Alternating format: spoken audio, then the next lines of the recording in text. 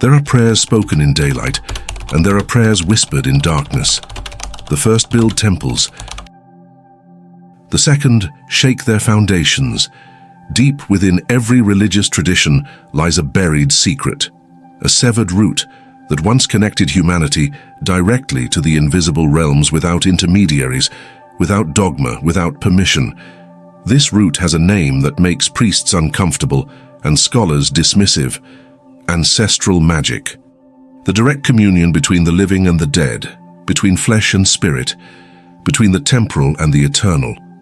Before there were altars, there were ancestral shrines. Before there were prophets, there were spirit mediums. Before scripture told us how to reach the divine, our ancestors showed us the way through dream, trance, and ritual. This knowledge was so powerful, so immediate, so undeniable, that it threatened the very foundations upon which organized religion would build its empire. So it was buried, branded as primitive superstition, demonic practice, or dangerous delusion. But what if the real danger was never in the practice itself, but in what it revealed about the nature of spiritual authority? Tonight, we excavate what was deliberately hidden. We trace the systematic erasure of humanity's oldest spiritual technology and expose the calculated reasons behind its prohibition. For within this forbidden knowledge lies a truth so fundamental that its suppression changed the entire trajectory of human consciousness. The ancestors never left. They were silenced. The portals never closed. They were sealed. The magic never disappeared. It was renamed sin. 5,000 years ago, before the first pyramid stone was laid, before Abraham heard his calling, before Buddha sat beneath the Bodhi tree, humanity practiced a universal religion that required no books, no buildings, no ordained intermediaries. From the frozen steppes of Siberia to the burning heart of Africa, from the jade mountains of China to the river valleys of Mesopotamia, our ancestors engaged in remarkably similar practices. They honored the dead as living presences. They sought guidance through ecstatic trance. They understood that death was a transition, not a termination. Archaeological evidence from Çatalhöyük in Turkey, dating back 9,000 years, reveals homes built directly above burial sites, with holes carved specifically for communication with the deceased below. The living literally lived above the dead, maintaining constant dialogue across the veil. In ancient Sumeria, the oldest written records describe not gods in distant heavens, but ancestral spirits dwelling in an accessible underworld, available for consultation through specific rites and offerings. The Egyptian Book of Coming Forth by Day, which we mistakenly call the Book of the Dead, was never about death at all. It was a manual for navigating the continuation of consciousness, a technology for maintaining communication between worlds.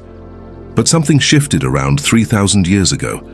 A new form of religious structure began emerging, one that positioned itself as the sole legitimate channel to the divine. The shift was subtle at first, then revolutionary. Instead of every family maintaining their own ancestral altar, there would be one temple. Instead of every person potentially accessing spiritual realms through trance and dream, there would be appointed priests. Instead of the dead remaining accessible guides, they would become either distant saints or forgotten shadows.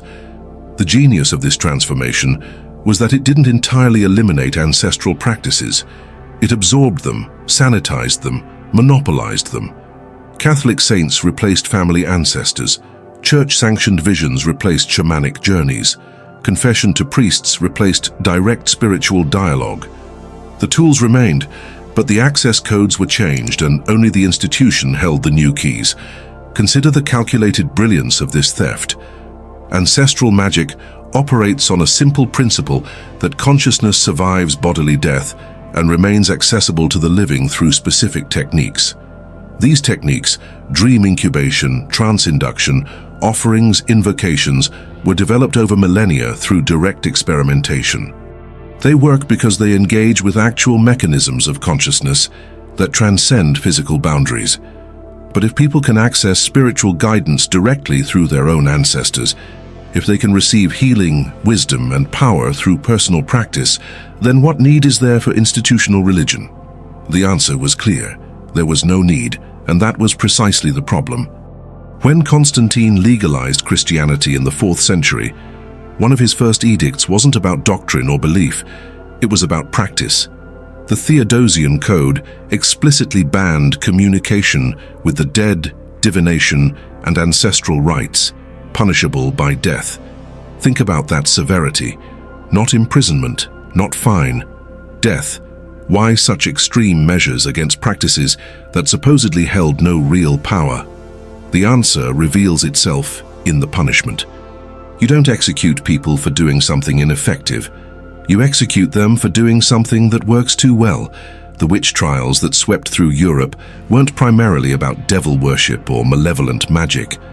Court records show that the vast majority of accused witches were practicing forms of ancestral magic, maintaining the old ways of spirit communication, healing through trance, divining through dreams. They were the last keepers of humanity's original spiritual technology, and they were systematically eliminated. The Malleus Maleficarum, the infamous hammer of witches, dedicates entire chapters not to combating evil, but to discrediting ancestral practices, declaring that any spirit communication outside church authority was automatically demonic. But Europe was only one theater in this global suppression. In the Americas, Spanish conquistadors didn't just destroy indigenous temples. They specifically targeted ancestral burial sites, forbidding the practice of feeding the dead, communicating with ancestors, and maintaining family shrines.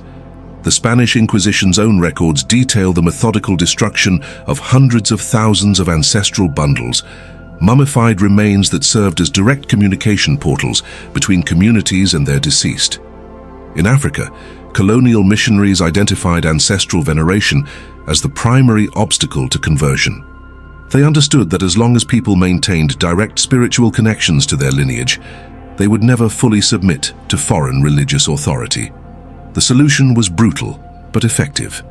Destroy the shrines, forbid the languages in which ancestral names were spoken, scatter families to break lineage connections, and within generations, the original spiritual technology would be lost. Yet, something remarkable happened. The practices survived. They shapeshifted, went underground, disguised themselves. Voodoo emerged in Haiti as ancestral magic wearing Catholic masks. Santeria in Cuba clothed Yoruba ancestor work in Christian saints. Day of the Dead in Mexico became a sanctioned holiday that secretly maintained pre-Columbian ancestral rites. Even within Christianity itself, practices like praying to saints, visiting graves, and keeping memento mori are unconscious echoes of the ancestral magic that supposedly was eliminated. Modern science, in its attempt to disprove spiritual phenomena, has accidentally begun validating aspects of ancestral magic. Studies on consciousness survival, near-death experiences, and non-local consciousness all point toward the continuity of awareness beyond physical death. Quantum entanglement suggests that connections between consciousnesses might transcend space and time. The morphogenetic field theory proposes that memories and experiences could be inherited through non-genetic means, exactly what ancestral magic has always claimed. But the real revelation isn't scientific validation. It's the recognition of what we lost when ancestral magic was banned. We lost the understanding that death is a doorway, not a wall. We lost the knowledge that guidance is always available from those who walked before us. We lost the recognition that we are not isolated individuals, but continuous streams of consciousness flowing through generations. Most critically, we lost the direct experience of our own spiritual authority. This is why ancestral magic was banned. It wasn't about protecting people from evil spirits or false practices. It was about centralizing spiritual power. If every person is their own priest, if every home is its own temple, if every family has its own direct line to spiritual guidance, then institutional religion becomes unnecessary. The banning of ancestral magic was the greatest spiritual heist in human history, stealing from every human being their birthright of direct spiritual connection. The techniques were never completely lost. They were encoded in fairy tales where heroes seek guidance from deceased parents. They were preserved in folk practices like leaving food for the dead or lighting candles for ancestors. They survived in the universal human experience of sensing deceased loved ones in dreams or moments of crisis. The magic was never destroyed because it's hardwired into human consciousness itself. Now we come to the practical restoration of what was taken. The reclamation of ancestral magic doesn't require conversion to any tradition or rejection of existing beliefs. It requires only the recognition that the channel between the living and the dead was never severed, only ignored. Here is a simple practice to begin reopening that ancient dialogue. Find a quiet space in your home that can serve as an ancestral point of contact. This doesn't need to be elaborate. A small shelf, a corner of a dresser, even a designated drawer will suffice. Place there a photo or object connected to a deceased family member, someone whose memory brings comfort rather than conflict. Light a white candle, not as superstition, but as a focal point for consciousness. The flame serves as a beacon between worlds, a technology as old as humanity itself. Sit quietly before this simple shrine. Breathe deeply and allow your awareness to settle. Speak to your chosen ancestor as though they were present, because in consciousness, they are. Share your struggles, your questions, your gratitude. Don't expect immediate dramatic response. Ancestral communication often comes through synchronicities, dreams, sudden insights, or subtle shifts in feeling. The key is consistency. Regular practice rebuilds the bridge that institutional religion tried to burn. Keep a journal specifically for recording any dreams, synchronicities, or insights that arise after these sessions. You may begin noticing patterns, recurring symbols, or messages that seem to respond to your queries. This isn't imagination or wishful thinking. This is the restoration of humanity's oldest communication technology. Pay attention to physical sensations during practice. A sudden warmth, a gentle pressure, a shift in air density. These are classical signs of ancestral presence recorded across all cultures that maintained these practices. The obstacles you might encounter are worth noting. You may feel guilt, as if you're doing something wrong or dangerous. This is the echo of centuries of prohibition, the internalized fear that was deliberately programmed. You may experience doubt, wondering if you're just talking to yourself. This is the voice of materialism that denies anything beyond the physical. You may even encounter resistance from family or community members who view such practices as backward or threatening. Remember, their discomfort is not about you, but about the challenge your practice presents to accepted limitations. As you deepen this practice, you may discover what millions before you have known, that the ancestors are not distant memories, but active participants in our lives. They offer guidance not from omniscience, but from the expanded perspective that comes with existing beyond physical constraints. They provide comfort not as supernatural beings, but as the continuation of the love that death cannot destroy.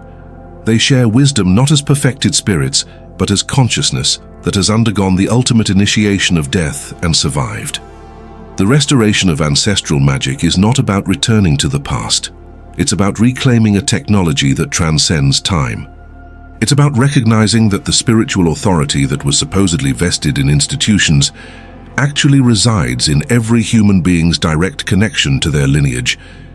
It's about understanding that the dead are not gone, but transformed, not absent, but accessible, not silent, but waiting for us to remember how to listen. This is the secret that terrified religious institutions for millennia. Every human being carries within them a direct line to spiritual guidance that requires no mediator, no building, no permission. The ancestors are not just memories or mythology. They are accessible consciousnesses waiting on the other side of a veil that is far thinner than we've been taught to believe. The magic that was banned was never about spells or rituals. It was about the recognition that death is not a disconnection, but a transformation of connection. The systematic suppression of ancestral magic represents humanity's greatest spiritual wound, a forced amnesia that separated us from our own depths. But wounds can become doorways. What was hidden can be recovered. What was banned can be reclaimed. The ancestors never stopped speaking. We were simply taught to stop listening. Now, in an age when institutional authority crumbles and spiritual hunger intensifies, the old ways call to us again. Not as primitive practices to be modernized, but as technologies of consciousness that were always ahead of their time. The question now is not whether ancestral magic is real. The question is whether we have the courage to reclaim what was always ours. Whether we dare to rebuild the bridges that were burned. Whether we're ready to discover that the greatest spiritual authority doesn't reside in buildings or books, but in the unbroken chain of consciousness that connects us to every human who ever lived, loved, and passed through the veil we call death. The ancestors are waiting. They've always been waiting. The only thing that was ever banned was our awareness of their presence. That ban ends the moment you decide it does. The magic returns the instant you remember it never left.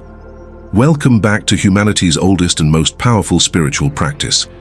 Welcome home to the recognition that you are not alone, have never been alone, and will never be alone. The ancestors are with you.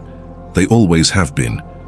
The only question remaining is whether you're ready to remember what your bones have always known.